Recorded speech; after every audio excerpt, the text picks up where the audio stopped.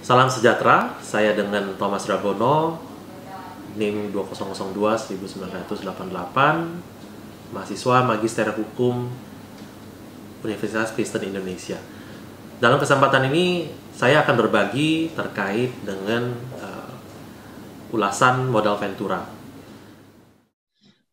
Seperti yang kita ketahui, di zaman era digitalisasi ini, banyak sekali perusahaan-perusahaan yang bergerak di bidang startup. Nah, perusahaan-perusahaan startup ini banyak membutuhkan pendanaan. Pendanaan ini akan membantu perusahaan-perusahaan ini untuk bisa menjamin keberlangsungan untuk bisa tumbuh menjadi satu pelaku usaha yang memberikan dampak positif bagi komunitas dan juga bangsa dan negara. Modal Ventura merupakan suatu jenis investasi dari pembiayaannya yang berupa penyertaan modal ke dalam suatu perusahaan. Perusahaan-perusahaan ini pada umumnya adalah perusahaan swasta yang tentunya dalam konteks waktu yang sudah ditentukan dan disepakatin bersama. Perusahaan modal Ventura adalah jenis badan usaha yang melakukan pembiayaan dan penyertaan modal ke seluruh kegiatan operasional, dan tentunya selaku perusahaan penerima bantuan pembiayaan tersebut akan digunakan sebagai dalam bentuk penyertaan modal, sebagai penyertaan melalui pembelian obligasi konversi wajib, ataupun pembiayaan berdasarkan pembagian atas hasil usaha. Nah, modal Ventura ini pada umumnya berasal dari pihak investor yang sudah mapan, baik dalam bentuk institusi keuangan ataupun dalam bentuk pengumpulan dana dari beberapa pihak dengan tujuan untuk berinvestasi. Dari jenis pendaftaran yang ada di KBLI tahun 2020, suatu perusahaan modal Ventura memiliki subgolongan yang meliputi dari usaha pembiayaan melalui penyertaan modal ataupun pembiayaan untuk jangka panjang. Pengembangan dari usaha pasangan ataupun debitur terhadap pengelola dana Ventura untuk kegiatan usaha berbasis fee ataupun kegiatan usaha dengan persetujuan atas otoritas jasa keuangan. Nah, perusahaan modal Ventura pun bisa dibagi menjadi perusahaan modal Ventura konvensional yang sifatnya mencakup usaha modal Ventura yang diselenggarakan secara konvensional dengan kegiatan usaha meliputi penyertaan saham, penyertaan obligasi konversi wajib, lalu juga penyertaan dalam pembelian surat utang yang diterbitkan oleh pasangan usaha dalam tahap rintisan awal ataupun yang kita sebut startup. Dalam pengembangan usaha sendiri, modal Ventura ini menyelenggarakan kegiatan usaha yang normatifnya adalah dari tidak hanya dari sisi pendanaan, tapi juga dari sisi aspek ekspertisnya tersebut. Modal Ventura juga identik dengan tujuan daripada manfaat itu berupa capital gain yang tinggi dengan jangka waktu yang disepakati bersama, dan kemungkinan berhasil didapatkan dengan proses pemilihan secara selektif, kemungkinan untuk pengambilan alih, bahkan pertimbangan untuk adanya likuidasi apabila terjadi kegagalan. Bagi perusahaan pasangan usaha (PPU), kemampuan untuk meningkatkan kegiatan potensi usaha itu menjadi lebih besar, sehingga kegiatan untuk pemasaran produk, kegiatan untuk efisiensi akan diiringi dengan kredibilitas daripada perusahaan yang tentunya terus meningkat.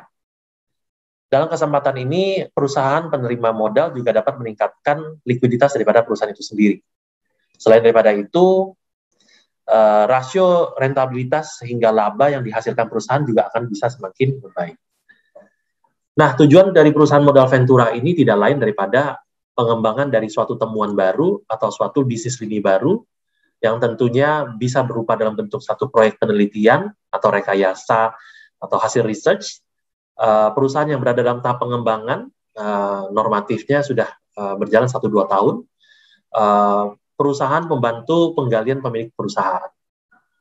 Nah, pengembangan berbagai penggunaan teknologi baru ataupun baik dari dalam negeri maupun luar negeri juga bisa menjadi satu daya tarik tersendiri. Dari pengembangan perusahaan tersebut, dari tahap awal usahanya yang sering mengalami kesulitan dana, dengan adanya kehadiran modal ventura ini akan membantu keberlangsungan dari perusahaan itu sendiri. Dari jenis-jenis perusahaan modal ventura, jenis pembiayaan modal ventura atau kegiatan perusahaan modal ventura tertuang di dalam peraturan OJK nomor 35 POJK 05/2015 tentang penyelenggaraan usaha perusahaan modal ventura. Yang sudah diatur dalamnya adalah penyertaan saham, pembelian obligasi konversi, dan juga pembiayaan berdasarkan pembagian atas hasil usaha. Mari kita melihat dari aspek penyertaan saham. Penyertaan saham ini adalah jenis penyertaan yang merupakan jenis pembiayaan saham secara langsung kepada perusahaan penerima, atau penyertaan saham ini bisa dilakukan dengan jangka waktu paling lama 10 tahun, sesuai dengan peraturan pasal 10 POJK 35 tahun 2018. Setelah jangka waktu penyertaan selesai, maka perusahaan modal ventura harus melakukan divestasi. Divestasi bisa dilakukan dengan cara penawaran umum, melalui pasar modal, menjual kepada investor baru, atau menjual kembali ke pemilik perusahaan original owner.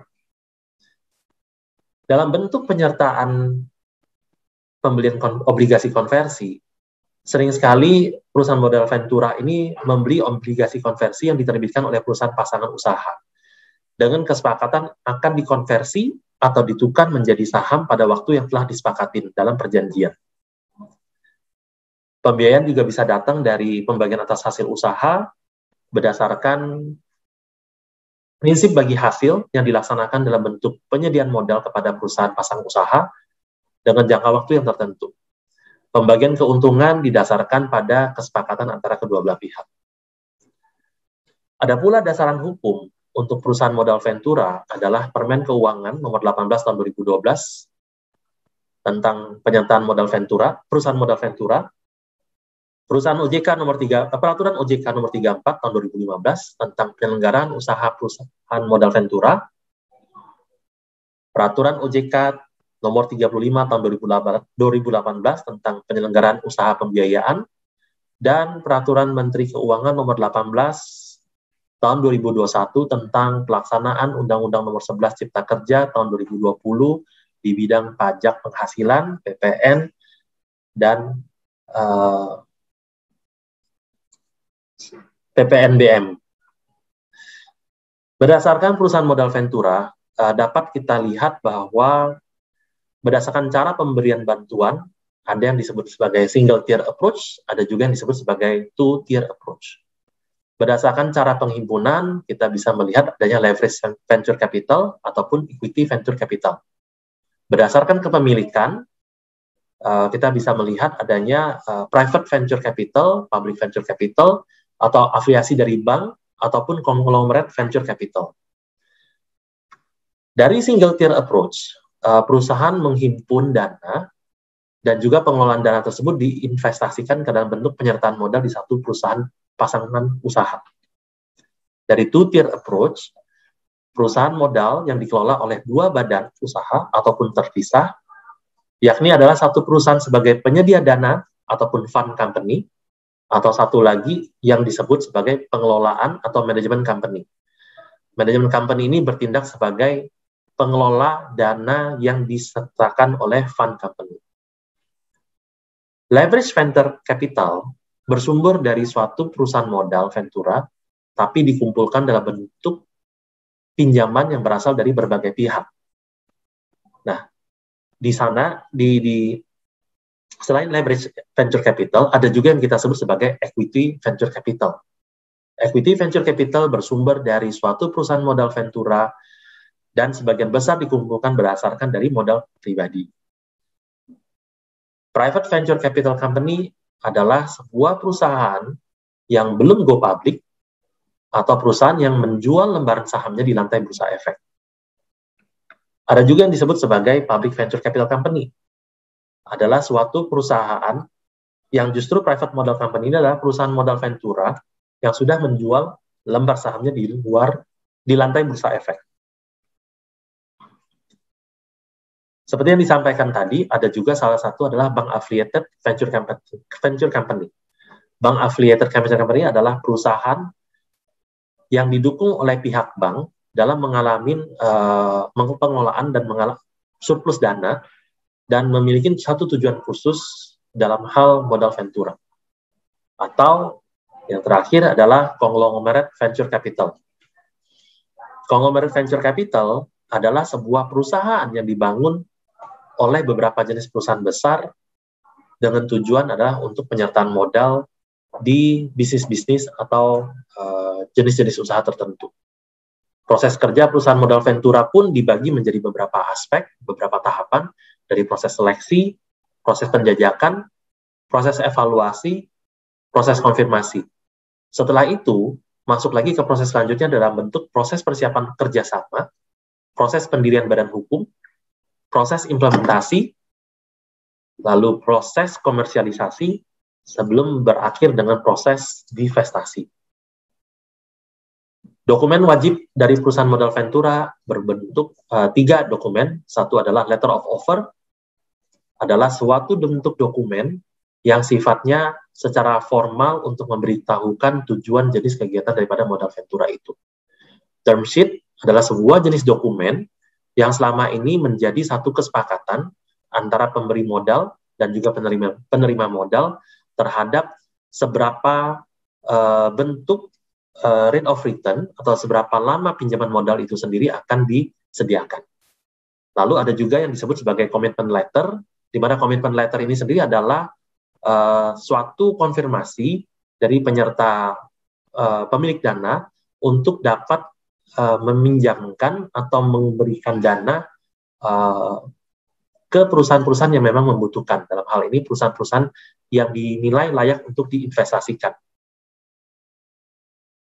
Peraturan pajak sesuai dengan Undang-Undang Nomor 11 Tahun 2020 Cipta Kerja di bidang pajak penghasilan PPN-PPNBM menyatakan bahwa perusahaan sistem perpajakan Indonesia yang semula pajak dikenakan atas laba perusahaan dan pajak yang juga dikenakan atas saat laba itu dibagikan dalam bentuk dividen menjadi pajak yang tidak dikenakan saat laba itu dibagikan dalam bentuk dividen. Pajak hanya dikenakan atas laba perusahaan. Sekian ulasan modal ventura dari saya. Semoga informasi ini dapat bermanfaat untuk teman-teman sekalian. Terima kasih.